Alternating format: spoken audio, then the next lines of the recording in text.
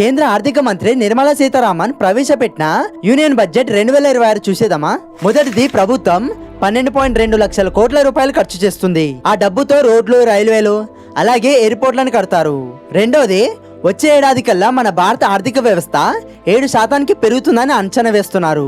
ఇది ప్రపంచ పెట్టుబడిదారులకు మంచి శుభవార్తే అని చెప్పవచ్చు.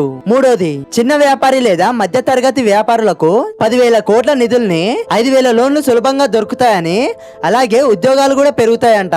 నాలుగోది, దేశమంతా 7 హై స్పీడ్ రైల్వే కారిడార్లు like Mumbai to Pune, Hyderabad to Bengaluru, Hyderabad to Chennai. Normal గా హైదరాబాద్ టు చెన్నై 12 లేదా 14 గంటల సమయం పడుతుంది.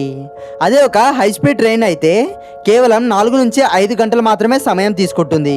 దీనివల్ల ఎంతో టైం ని సేవ్ చేయొచ్చు. ఐదోది, విదేశీయ టూర్ ప్యాకేజీలపై TCS అంటే ట్యాక్స్ కలెక్టర్ సోర్స్ 20% నుంచి 2%కి తగ్గించారు. క్యాన్సర్ చికిత్స కోసం వాడే మందులపై ట్యాక్స్ ని తగ్గించారు.